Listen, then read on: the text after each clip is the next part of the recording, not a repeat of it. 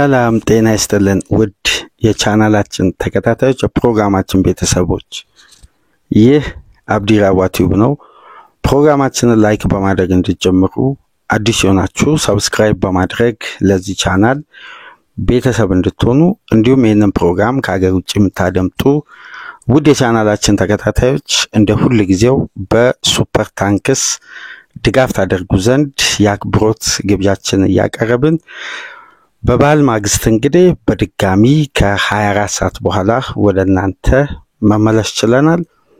በመጀመሪያው ፕሮግራማችን እንግዲህ ትኩረት የምናደርገው ባለፉት 48 ሰዓታት በአርሴናል ቤት እየተወራ የሚገኘውን የዝውውር ሂደት ወቅታዊ መረጃን እንዲሁም ከየትኛው ተጫዋች ጋር አርሴናል በዚህ ወቅት ስሙ ተገናኝቶ እየተነሳ ይገኛል እንዲሁም ድርድሮችን የጀመረበትን የዝውውር ሂደት እንመለከታለን። በተጨማሪም ስለ ቡድኑ ወቅታዊ አቋም በተጫዋቾች ዝውውር ላይ ያስተላለፈው የራሱን ውሳኔ ተከትለን እንግዲህ የተለያዩ ሐሳቦችን አንስተን ወያያለን፣ መረጃዎችን እናጋራችኋለን። እናንተ ከኛ ጋር ቆይታ ስታደርጉ የዚህን ፕሮግራም ተደራሽነት ከፍ ለማድረግ አሁን የከፈታችሁ ላይክ እንድታደርጉ ፕሮግራማችን ተደራሽነቱ ከፍ ይላል። አዲስ ከሆናችሁ ደግሞ ሰብስክራይብ በማድረግ ቻናላችንን እንድታሳድጉ በድጋሚ በአክብሮት እየጋበዝን ከሀገር ውጭ የምታደምጡ ደግሞ እንደ ሁሉ ጊዜው ድጋፋችሁ ከኛ ጋር እንዲሆን የአክብሮት ግብዣችን ነው። የመጀመሪያና ትልቁ ጉዳይ እንግዲህ አርብ ምሽት የመጨረሻ የፈረንጆች በዝውውር ሂደት ላይ የሥራ ቀን በአብዛኛው የዝውውር ሂደት የተወሰነ ስቴፕ የተወሰነ ደረጃ ሲደርስ ይፋ የሚሆንበት ወይም ከቅዳሜና እሁድ ቀደም ብሎ በሥራ ቀናት በሚኖሩ የተወሰኑ ቀናት በተለይ ሐሙስና አርብ በአብዛኛው በዝውውር ላይ ትልቅ ትኩረት የሚሰጥበት ቀናት ነው።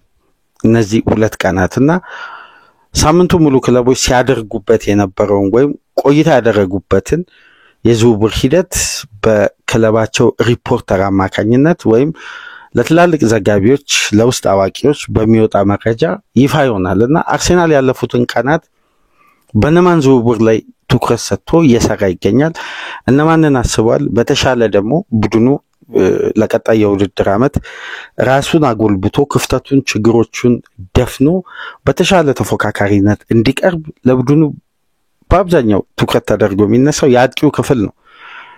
ነገር ግን በአጥቂው ክፍል ብቻ ቡድኑ ሊጠናከር እንደማይገባ ወይም በአጥቂ ዝውውር ላይ የተገደበ የዝውውር ሂደት ብቻ እንደማይኖረው ተረጋግጧል። በክለቡ አስተዳዳሪዎች ዘንድ በወጣው መረጃ አማካኝነት እንግዲህ ሰፊ የዝውውር መስኮት አርሴናል እንደሚያደርግና እንዲሁም የክለቡ የመጨረሻ ኔት ስፔንድ ከዚህ ቀደም በተለያዩ ፕሮግራሞች ገልጬላችሁ ነበር ወደ 105 ሚሊዮን ፓውንድ ኔት ስፔንድ እንዲያደርግ የክለቡ ኃላፊዎች ለሚካኤል አርቴታ ፍቃድ ሰጥተውታል። ይሄ ማለት ደግሞ በአንድሬስ ቤርታ እየተመራ ክለቡ ከ105 ሚሊዮን ፓውንድ ገደማ ስፔንድ ያደርጋል። ይሄ ማለት ደግሞ ቡድኑ ከሰፊ የሆነ የዝውውር መስኮት ይጠብቀዋል። ያከፋፈል ስርዓቱ የተለያየ ስለሆነ 105 ሚሊዮን ፓውንድ ኔት ስፔንድ ቡድኑ የሚያደርግ ከሆነ በአንድ የዝውውር መስኮት በጣም ከፍተኛ ገንዘብ ነው ኢንቨስት የሚያደርገው። ምክንያቱም በአራት ተጫዋቾች ላይ አርሴናል ለምሳሌ እስከ 300 ሚሊዮን ፓውንድ ገደማ የክፍያ ለመክፈል ከነዛ ክለቦች ጋር ቢስማማ በቀጥታ በአንድ የውድድር ዓመት ወይም በዚህ ሲዝን በዚህ የዝውውር መስኮት 300 ሚሊዮን ፓውንድ ሙሉውን አይከፍልም። ከተፈቀደለት 105 ሚሊዮን ፓውንድ እየተደራደረ ለምሳሌ አርሴናል ቤንጃሚን ሼሽኮን ቢያስፈርም በአርቢ ሌፕዚግ ጋር በሚያደርገው ድርድር ከ75 እስከ 80 ሚሊዮን ፓውንድ ቢስማማ ቅድመ ክፍያ የሚፈጽመው እስከ 35 ወይም እስከ 40 ሚሊዮን ፓውንድ ነው። በስትራክቸር ነው የሚከፍሉት። እንዲሁም የማርቲን ዙቢመንዲ የተለያዩ ዝውውሮችን ቢያጠናቅቅ የተጫዋቾቹ የመልቀቂያ ሂሳብ ክለቡ ያስቀመጠውን በአከፋፈል ስርዓት እየቆራረጡ ስለሚከፍሉ 105 ሚሊዮን ፓውንድ ማለት ክለቡ ወጪ እንዲያደርግ በሂሳብ መዝገቡ ላይ ወጪ ተደርጎ የሚመዘገብ የክፍያ አይነት ነው እንግዲህ ፍቃድ የሰጠው። ይሄ ለክለቡ ትልቅ ኢንቨስትመንት ነው። በአንድ የዝውውር መስኮት የዚህን ያክል በክፍያ ደረጃ የሚፈጸም የገንዘብ አቅምን አርሴናል ፍቃድ ከሰጠ የቡድኑ ገቢ በቀጣይ የውድድር ዓመት ለመጠናከር ምን ያክል ራሱን ክፍት እንዳደረገና ዝውውሩ ላይ በንቃት እየተሳተፈ እንደሆነ የተመለከትንበት ውሳኔ ነው። ከዚህ ጋር እንግዲህ ጎን ለጎን የሚነሳው ባለፉት ቀናት አርሴናል በትኩረት ሲሰራ የነበረው በቤንጃሚን ሼሽኮ ላይ እንደነበር የተለያዩ ዘገባዎች እየወጡ ስንመለከት ነበር። በተለይ ቀደም ብሎ ይሄን መረጃ ያጋራው ስካይ ስፖርት ነው። በኒኮላስ አማካኝነት አርሴናሎች እንግዲህ በአጠቃላይ 60 ሚሊዮን ፓውንድ ወደ 72 ሚሊዮን ዩሮ አካባቢ ለቤንጃሚን ሼሽኮ አቅርበው በቀጥታ ክለብ ከክለብ ጋር ድርድር ጀምረዋል።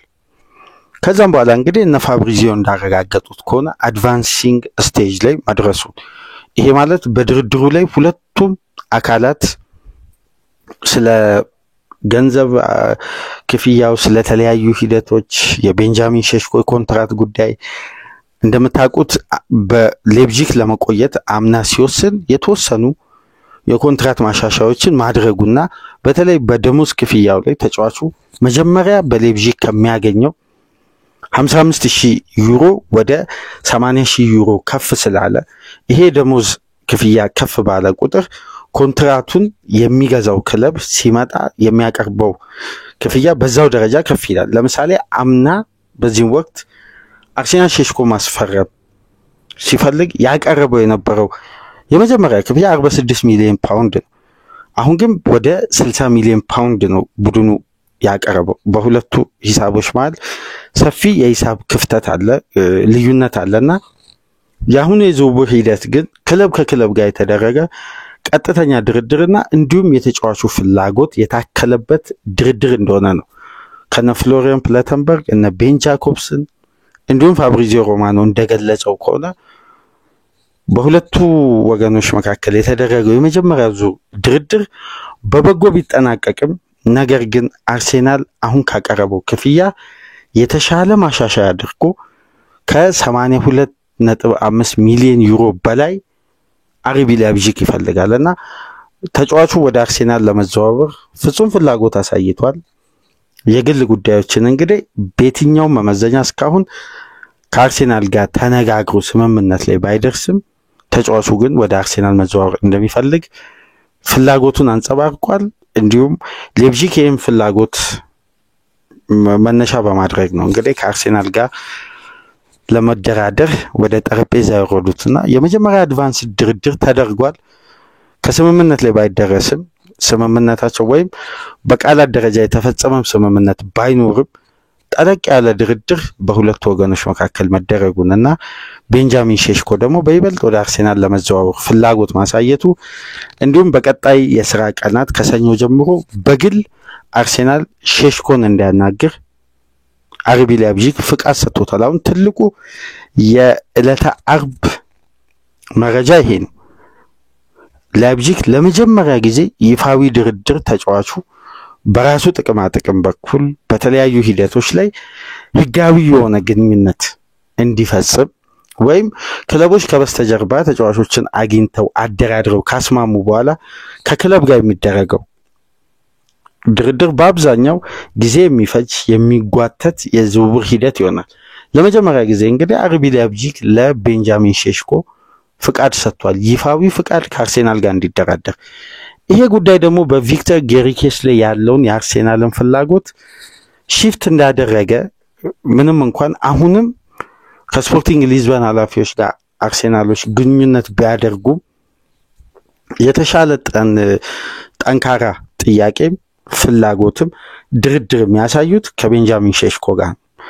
ይህንን ተከትሎ እንግዲህ ከዚህ ፕሮግራም በኋላ ምንሰራው ማንቸስተር ዩናይትድ በድጋሚ የተነቃቃው የቪክተር ጊሪኬስ ፍላጎት የአርሴናል በጊሪኬስ ላይ መቀዛቀዝና ለሼሽኮ ያሳየው ፍጹም ፍላጎትና አልፎ ተርፎም ቡድኑ ይፋዊ ጥያቄ አቅርቧል። አሁን ትልቁ ጉዳይ ይፋዊ ጥያቄ አቅርቦ በጥያቄው ዙሪያ እንግዲህ ሁለቱ ወገኖች ጠለቅ ያለ ድርድር አድርገዋል። ከስምምነት ላይ መድረሳቸው ይፋ አልሆነም። ድርድሮች ግን ነበሩ። ከመጋረጃ ጀርባ ጠንካራ ድርድር ነበር። በቤርታ አማካኝነት አርሴናሎች ድርድር ከፍተዋል። በተጫዋቹ በኩል ያለውን ጉዳይ እንዲደራደሩ ሌፕዚግ ለሼሽኮ ፍቃድ ሰጥቷል። ይሄ ትልቅ ለአርሴናል አድቫንቴጅ ነው። ይሄን ተጫዋች እንግዲህ ሚካኤል አርቴታና አንድሬስ ቤርታ አሁን ላይ ተስማሙ ይመስላል ለማስፈረም ለአርሴናል ኤክስ ፋክተር ይሆናል ብለው ያመኑበት ተጫዋች አሁን ቤንጃሚን ሼሽኮ ሆኗል። ይሄ ከሞላ ጎደል እውነታው ከፍ እያለ መጥቷል። በአርሴናል ዙሪያ በሚወጡ ዘገባዎችም በተለይ የነ ፍሎሪያን ፕላተንበርግ እና የነ ቤን ጃኮብስ ዘገባ እንደሚለው ከሆነ አርሴናል አሁን 100% ፎከስ ያደረገው ሼሽኮ ላይ ነው ከጊሪኬስ ይልቅ። ያ ደግሞ ታክቲካል ጉዳዮች ከበስተጀርባ እንዳሉትም ከዚህ ቀደም ስንጠቅስ ነበር። በተለይ በአማራጭነት ለመገልገል ከጊሪኬስ ይልቅ ሼሽኮን አርሴናሎች መርጠዋል የሚልም የተለያዩ ዘገባዎችን ስታደምጡ እንደነበር በሚዲያው በኩልም ሲሰራጭ እንደነበር ተመልክታችኋል። እንደ ምክንያት ደግሞ የቀረበው እንደ ቡድን ለሚጫወት አርሴናል ለአጭር ጊዜ ሳይሆን ለረጅም ጊዜ ፕላን አቅዶ ምንም እንኳን ቡድኑ አፋጣኝ የውጤት ምላሽ የሚያስፈልግበት ወቅት ቢሆንም እንደ ቡድን እንዲቀጥል ቀጣይነት ያለውን ቡድን ይፈልጋል። ይሄ ደግሞ ቀጣይነት ላለው ቡድን አሁን የመጨረሻ የመጠናቀቂያው ጫፍ አጥቂ ተደርጎ ነው የተወሰደው። እስካሁን ድረስ የአርሴናል ሰፊ ክፍተት ወይም ደካማ ጎን ተብሎ የሚነሳ ወይም ባለፉት 3 የውድድር ዓመት ውስጥ ለአርሴናል አንገብጋቢ ጉዳይ አጥቂ ነው። ከአጥቂ በሌላኛው ፖዚሽን ላይ ጥራት የማሳደግ ኳሊቲን የመጨመር እንጂ በዛ ደረጃ አንገብጋቢ ሆኖ ትላልቅ ክፍተቶች ብዙም ባይስተዋሉም ባይታዩም ግን የአጥቂ ጉዳይ ከየትኛውም ጊዜ በበለጠ አሁን ላይ ትኩረት ስለተሰጠው ቡድኑ ዋንጫ የሚያነሳበት አንደኛና ትልቁ ሪዝን ተደርጎ ስለተነሳ ትኩረታቸው አጥቂ ላይ ሆኗል። የመጀመሪያ ተመራጭ አጥቂ እንግዲህ ቤንጃሚን ሼሽኮ ሆኖ ይፋዊ ጥያቄም ቀርቦ ድርድሮችም ነበሩ። የድርድሩ የመጨረሻ ስቴጅ እና የመጨረሻ የድርድሩ ነጥብ እስካሁን ድረስ ይፋ ባይሆንም አድቫንስ ድርድር አለ ማለት ክለብ ከክለብ ጋር ስለ አከፋፈል ስርዓት ጭምር የሚኖር ድርድር ነውና አድቫንሲንግ ድርድሮች ባለፉት ቀናት አርሴናል በቤንጃሚን ሼሽኮ ዙሪያ አድርጓል። ትልቁ አድቫንቴጅ ግን በላይፕዚግ አማካኝነት ለተጫዋቹ ፍቃድ መሰጠቱ ምናልባት አርሴናልን በዚህ የዝውውር ሂደት ላይ ትልቁን ስቴፕ ሊያቀልላቸው የሚችለው ተጫዋቹን በግል የማናገርና የተጫዋቹን ቅድመ ሁኔታ የማሟላት ከተጫዋቹ ጋር ስምምነት ላይ መድረስ ከዛን ከክለብ ጋር በሚደረገው ድርድር እንግዲህ ጠንካራ ተደራዳሪ የና አንድሬስ ቤርታ አይነት ጠንካራ በስራ ዘመናቸው አብዛኛውን የድርድር ሂደት በማሸነፍ አትሌቲኮ ማድሪድ ውስጥ የሰሩትን ትልቅ ጀብድ እናውቃለንና ይሄንን ተከትሎ ለአርሴናል ይሄ ሳምንት በአብዛኛው የነበረው ቆይታ ቡድኑ ከተለያዩ ተጫዋቾች ጋር በግል እየተገናኘ ድርድሮችን እንዳደረገ ነው። አንድ መረጃ ከዚህ ጋር አያይዞ ለማንሳት ያክል አርሴናልን በዚህ ሳምር በድርድር በዝውውር ሂደት ላይ ጠንካራ የመደራደር አቅም ያለው እንዲሁም ክለብ ከክለብ ጋር በሚያደርጉት ድርድር ላይ በተለይ በዝውውር ሂደት ጠንካራ የመደራደር አቅም ያላቸውን ስራ አስኪያጅ ለመቅጠር ከጫፍ ደርሷል። ይሄ ስራ አስኪያጅ ማቴዎ ቶኖዚ ይባላል። የቀድሞ የዩቬና የግራናዳ የዝውውር ሂደት ዋና ኃላፊ ነበር። ዝውውሮችን በመምራት በመደራደር የታወቀ ነውና በአንድሬስ ቤርታ አማካኝነት ተመልምሎ ማቴዎ ቶኖዚ ወደ አርሴናል እንዲመጣ ተደርጓልና አሁን በቅርብ በቀጣይ ቀናት ውስጥ የስራ ቅጥሩ ይፈጸማል። በዋነኝነት ይህን ስራ አስኪያጅ ለማምጣት የፈለጉበት ምክንያት የመደራደር ኳሊቲውንና በዝውውር ላይ የሚደረጉ ውሳኔዎች ጥናቶች ክለብ ከክለብ ጋር በሚያደርጉት ድርድር ላይ ቀጥተኛ ተሳታፊነት ያለው ስራው ላይ ደግሞ ከዚህ ቀደም በሞያው ፍጹም በጁቬ ቤት የተዋጣለትን ጊዜ በማሳለፉ አንድሬስ ቤርታ ረጅም ጊዜ ሲከታተሉት እንደነበርና በአንድ ወቅት ወደ አትሌቲኮ ማድሪድ እንዲመጣ ግብዣ አድርገውለት ለ2 ወራት በጋራ ሰርተዋል። ልክ አጭር ጊዜ ኮንትራት አትሌቲኮ ማድሪድ ቤት በተለይ የተጠናቀቀው የውድድር ዓመት ላይ ከአትሌቲኮ ማድሪድ ጋር በዝውውር ሂደት አብሮ በጋራ ሰርቷል። ማቴዎ ይባላል። የታወቀ የጁቬ የዝውውር ሂደት መሪ ነው። የመደራደር ክፍል በተለይ ክለብ ከክለብ ጋር በሚያደርጉት ከተጫዋች ጋር በሚደረገው ድርድር ላይ በቀጥታ ተሳታፊ በመሆን ድርድሮችን በፍጥነት ለማጠናቀቅ የሚያስችል ልዩ የመደራደር አቅም ያለው ባለሙያ ነውና የማቴዎ መምጣት አንደኛው ምልክት አርሴናል በዚህ ዝውውር መስኮት በንቃት እያንዳንዱን ዝውውር በተለይ አርቴታ የሚፈልጋቸው ፖዚሽኖች ላይ የተዋጣለትን ዝውውር ለማድረግ ከምልመላ እስከ ድርድር ድረስ ቀጥተኛ ተሳትፎ ያለውን ባለሙያ ወደ ክለቡ ለማቀላቀል እንግዲህ ወደ ዝውውር ክፍል ኃላፊዎች ለማካተት ማቴዎ ተመርጧል። ምናልባት በቀጣይ ቀናት የዚህ ስራ አስኪያጅ ስራ ቅጥር ይፈጸማል። ያኔ እንግዲህ አዲስ አይሆኑባችሁ መረጃውን እንግዲህ በተወሰነ መልኩ አጋርተናቸዋል። በሌላ በኩል እንግዲህ አርሴናል የኔቶ ወደ በርንማውዝ መመለሱን ተከትሎ አሁን ላይ ክለቡ በቀጥታ ትኩረቱን ያደረገው ከዚህ ቀደም እንደምታውቁት የስፓኞሉን ግብ ጠባቂ ጋርሺያን ነበር።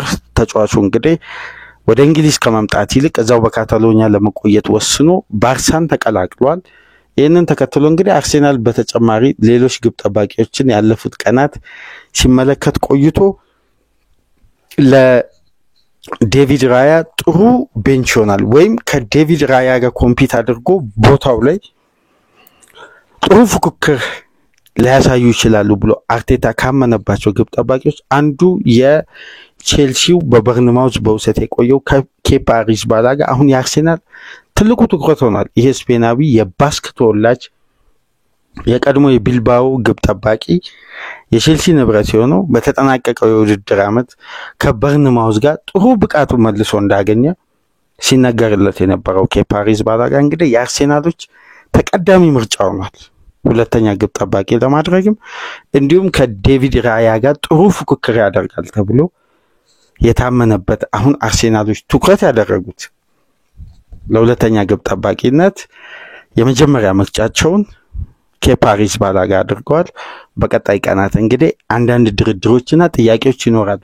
በተለይ የተጫዋቹ ኮንትራት ሊጠናቀቅ እየተቃረበ ነው የሚገኘው።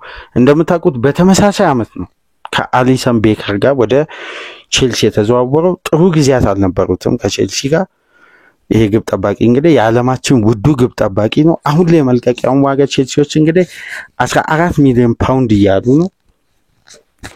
አርሴናል እንግዲህ ከ5 እስከ 10 ሚሊዮን ፓውንድ ለመክፈል ዝግጁ እንደሆኑ ነው አትሌቲክስ ይዞ በወጣው መረጃ መሰረት የሚያሳየው። በሌላ በኩል ግን አርሴናሎች አሁን ላይ እንደ ወትሮ የአንድን የዝውውር ክፍል ብቻ ለማጠናከር አይደለም ትኩረታቸው። በተለይ ደግሞ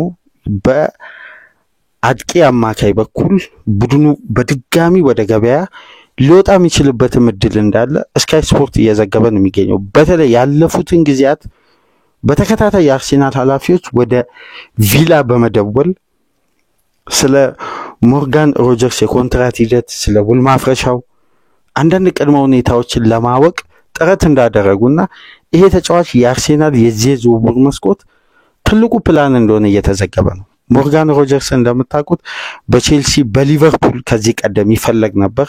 ምንም እንኳን አሁን ሊቨርፑል ፍሎሪያን ቪርትዝን ለማስፈረም ከየትኛውም ጊዜ በላይ ተቃርቦ የመጨረሻ ፋይናል ስቴጅ ላይ ደርሰዋል። ስለዚህ ወደ ሞርጋን ሮጀርስ ይመለሳሉ ተብሎ አይጠበቅም። ቼልሲ ነው የተጫዋቹ ፈላጊ።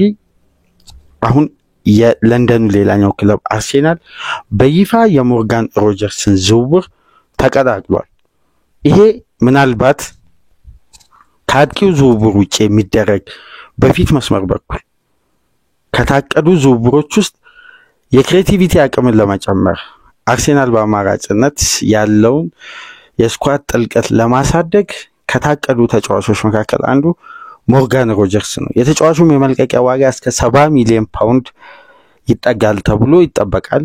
አርሴናል እንግዲህ የተጫዋቹ አዲስ ፈላጊ ሆኖ ብቅ ብሏል። ሞርጋን ሮጀርስ እንደምታውቁት ከማንቸስተር ሲቲ ወደ ሚድልስብሮ በ8 ሚሊዮን ፓውንድ ከተሸጠ በኋላ ነው በተጠናቀቀው የውድድር ዓመት ኡናይ ኤምሪ በ2023 2024 ይቅርታ በ20 ሚሊዮን ፓውንድ ካዘዋወሩት በኋላ የተጫዋቹ ለውጥ እድገት በሊጉ ላይ በተለይ ዘንድሮ የውድድር ዓመትና አምና የግማሽ የውድድር ዓመት የነበረው የተጫዋቹ ጥንካሬ ፍጹም የተለየ ነበር።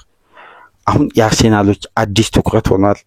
ይሄ በአርሴናል በኩል የተሰማው ሌላኛው በጎ ያለፉትን ቀናት የአርሴናል ስራ አስኪያጆች እንግዲህ ዝውውር ላይ ተወጥሮ ማሳለፋቸውን የሚያሳይ ነው።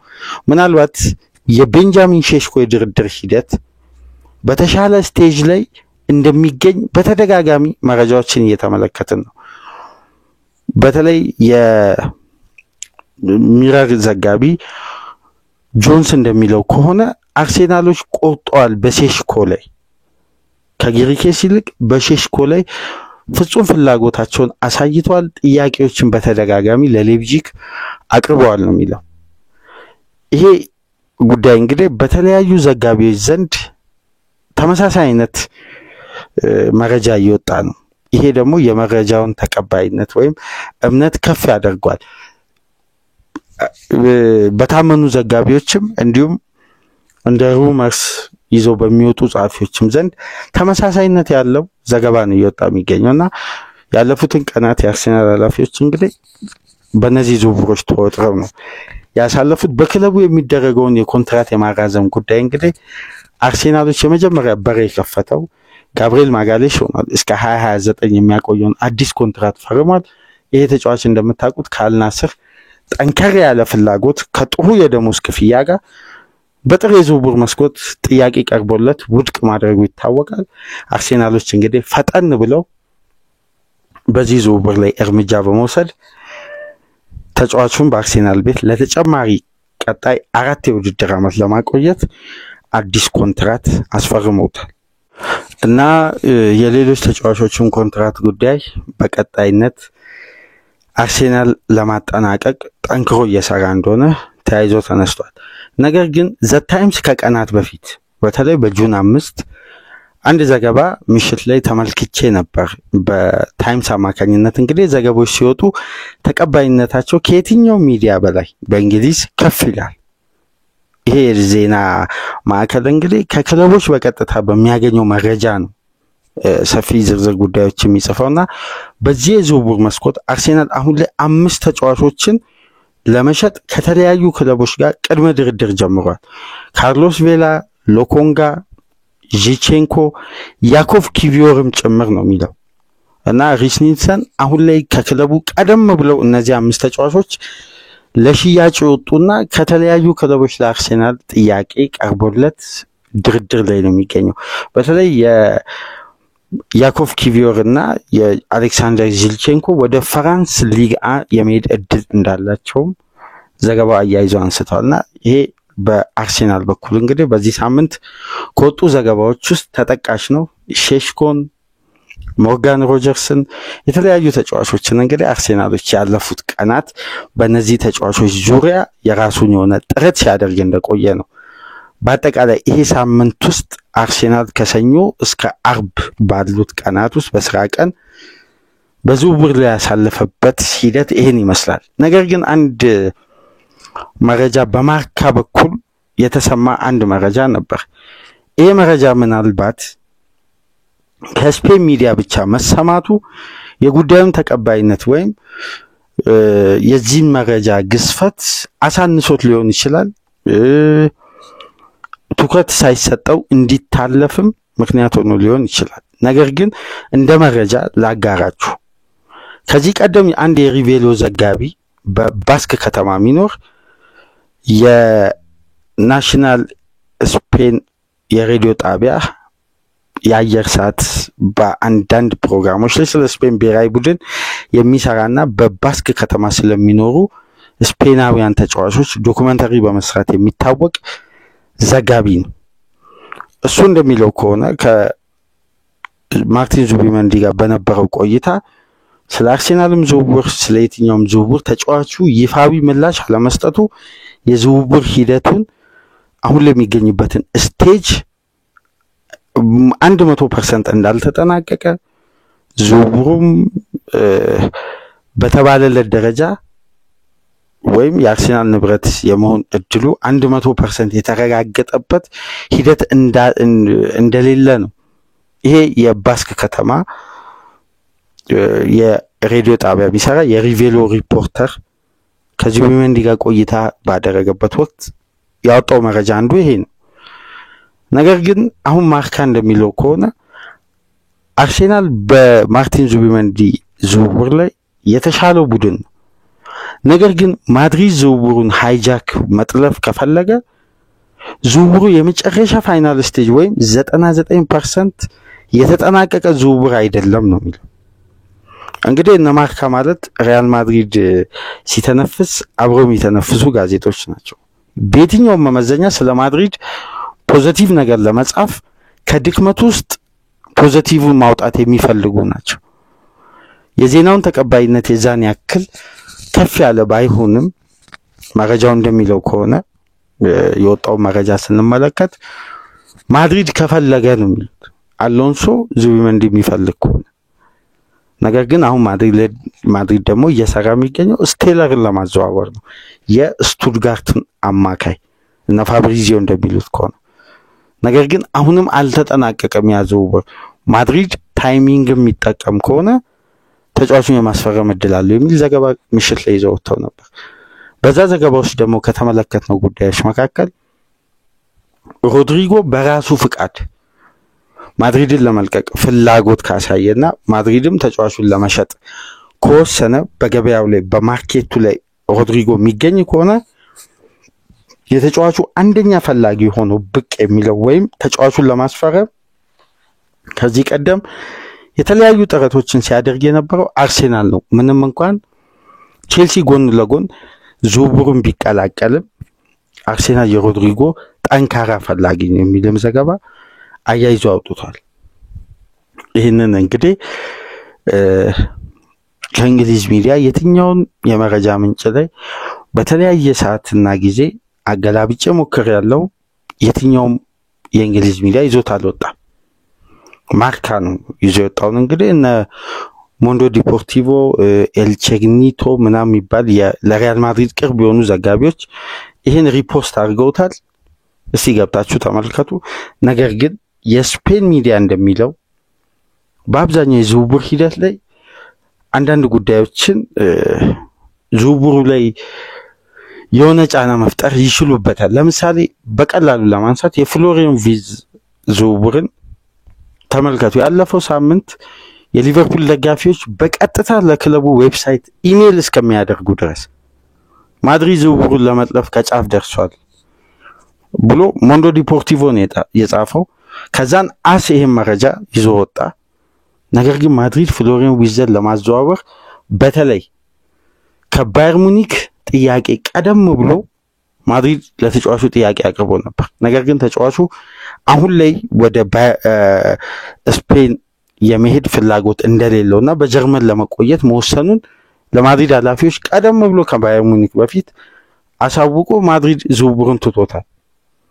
ከዛም በኋላ ነው እንግዲህ እንዲህ አይነት መረጃ በተለይ ማድሪድ ጋር ስሙን አያይዘው በማውጣት ያንድን ተጫዋች ወደ ሌላ ክለብ ሊዘዋወር የተቃረበን ተጫዋች የተለያየ ጫና በመፍጠር ዝውውሩ የመጠለፍ እድል አለው በማለት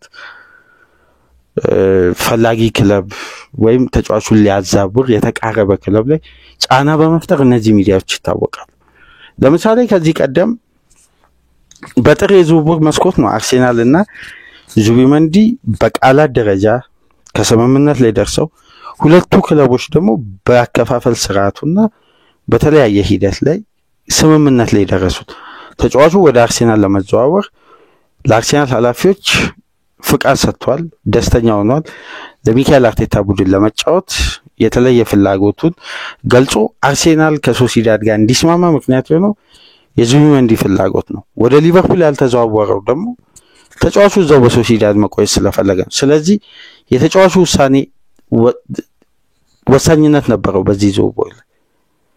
ስለዚህ አሁን ላይ የሚወጣው መረጃ እንግዲህ በጉዳዩ ላይ የተለየ ጫና ለመፍጠር የሚደረግ የሚዲያ ሽፋን ይመስላል እና ማርካ በፊት ገጹ ላይ ይሄን ጉዳይ ይዘውታል። በቀጣይ እንግዲህ የታመኑ የእንግሊዝ ዘጋቢዎች ለአርሴናል ቅርብ የሆኑ እንደነ ኢማን ሐሺም አይነት የዴሊ ሜል ሪፖርተር እንግዲህ አሁን ላይ ባለው ወቅታዊ የአርሴናልን የዝውውር ሂደት መከታተል ከፈለጋችሁ በታመነ መረጃ የሚጽፈው ሐሺም ኢማን ካህን የሚባል የዴሊ ሜል ሪፖርተር የተጣራ መረጃ በአርሴናል በኩል በመስጠት አሁን ላይ ጥሩ የመረጃ ሪፖርተር ነውና በዚህ ዘጋቢ አማካኝነት የሚወጣው ሪፖርት ብትመለከቱ የተሻለ መረጃ ማግኘት ትችላላችሁና አሁን ላይ እንግዲህ የስፔን ሚዲያ ማዋከቡን ቀጥሏል። ያለፈው ሳምንት የሪቬሎ ጋዜጠኛ አሁን ደግሞ ማርካ ዙቢመንዲ ወደ አርሴናል የሚያደርገው ዝውውር 99% ስላልተጠናቀቀ ማድሪድ እድሉን ለመጠቀም እያሰበ ነው ያሉ ነው። ይሄ መረጃ ግን ተቀባይነቱ የዛን ያክል ከፍ ባይልም ከእንግሊዝ ሚዲያ እንግዲህ ኮንፈርሜሽን ይጠበቃል። ምክንያቱም እነ ፋብሪዚዮም ሂር ዊ ጎ ብለው ያረጋገጡት መረጃ ነበር። ስለዚህ መጠበቅ ይኖርብናል። አርሴናል በራሱ በኩል በቅርብ ቀናት ውስጥ ኮንፈርም ያደርጋል ተብሎ ይጠበቃል። በአርሴናል ዙሪያ ያዝናቸው መረጃዎች ይሄን ይመስላሉ። ላይክ፣ ሼር፣ ሰብስክራይብ አድርጉ። ከሀገር ውጭ የምታደምጡ ደግሞ በሱፐር ታንክስ ድጋፍ አድርጉ። በሌሎች መረጃዎች ተመልሰን እንመጣለን። ሰላም ቆዩ።